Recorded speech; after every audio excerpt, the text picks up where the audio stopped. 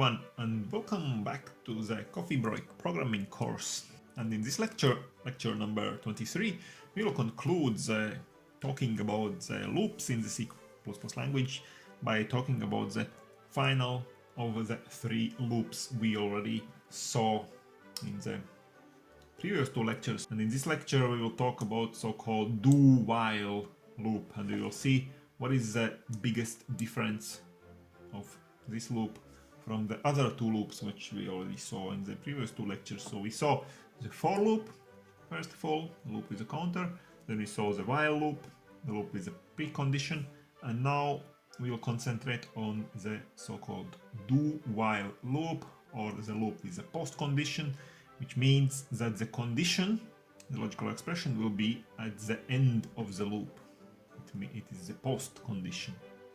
And the do-while loop consists of such a construct in the C++ language. So first of all, we have to write the keyword do, and then first of all, after the do follows the loop body within those curly brackets, the loop body commands, and the condition follows the loop body at the end. At the end of the loop body, we write the keyword while. That's why it's called the do-while loop. And after the while in brackets, we write the logical expression, the condition of the loop.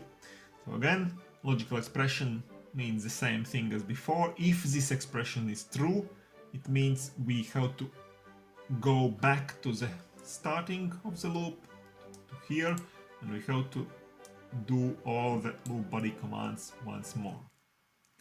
And if logical expression is false, as always, we just end the execution of the do-while loop and go to the next command in our program. But what is interesting here to see that when the performer gets to this line here, where the do-while loop begins, so what does the performer do? The performer just goes into the into the loop body and just executes all the commands located into the body. All those commands is executed, and just afterwards the condition is examined. And if the condition is true, then you go back and perform the all loop body commands once more. So again, as always, if there's only one command in the loop body, of course, curly brackets are optional. This is just as in every other block of the C++ language.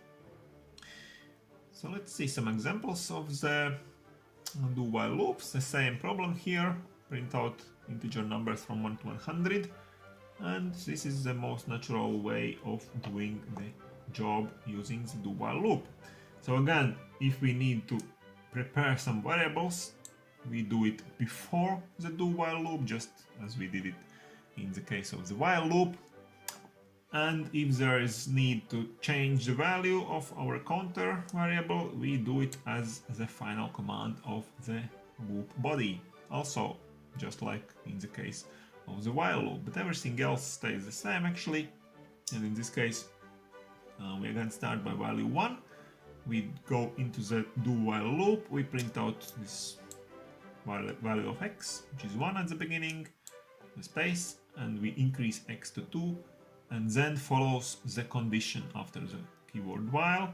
If x is still less than 101, we go back to here and we start executing all those body commands once more. So we print out 2 in this case, we increase x to 3, and so on. And also in this case, we must be sure, of course, that the borders are right. We start printing out by 1, as we saw, and we will end printing out by exactly 100. So when we will print out 100, then the value of x will be increased here to 101, and then we will examine this expression here, and this will be false because 101 is not less than 101, and then the do-while loop will end. Again, we can just play with values, play with sequences of the commands. We start with 0 in this case, and it means that we have to first of all increase x by 1, so that we start printing by 1. The first number printed out will be 1, also in this case.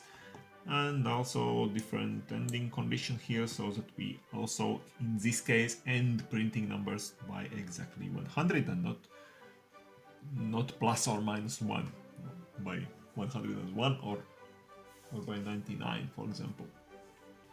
So these are things that are always very important to check whether or not the boundaries are correct. Okay. Now, so in this case we can omit the curly brackets of the do while loop in case there is only one command, and in this case we have written again the same shorthand notation, cout x plus plus, meaning cout x and then x plus plus in one command, and we can write it like that without the curly brackets. So this is also a very simple loop actually, very similar to the while loop, it may seem, but actually now what is actually the biggest difference from the other two loops? So if we now think about the iterations of the do while loop, the same thing we did in the previous lecture with the for loop and with the while loop. So how many times can such a do while loop actually execute? Again, the maximal iteration count is of course infinite, potentially, so there is no upper limit. But the minimal iteration count in this case is 1. So this is the biggest difference from other two loops. The biggest difference of this do while loop. So this do while loop always executes at least once. It is not possible that the do while loop could execute 0 times as was possible with the other two loops. Okay, so for example here we can see that this example is very similar to the previous example in the previous lecture with the other two loops, in which we had incorrectly written the logical condition here, not x is less than 10 but x is greater than 10. But in this case, when we reach the do while loop beginning here, when the performer reaches it, so what happens? So we just go inside the do while loop body and we just print out x and we increase x by 1. We execute the commands written here. So we will print out 0 and then we will increase x to 1, and only then is the first time we examine the condition. And now of course the condition is false and the do while loop ends. But it ends after having executed once.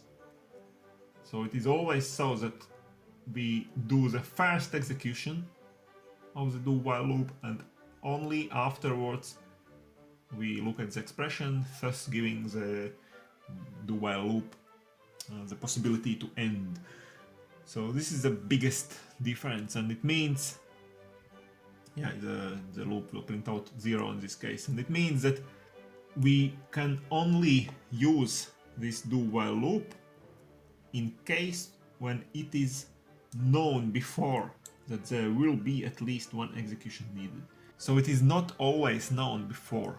So it depends on the task to do, it depends on the problem which we want to solve. It is not always given that there will always be at least one execution needed. For example, in this case, when we wanted to print out numbers from A to B, so if A is greater than B, if it could happen, it means that the loop had to execute 0 times.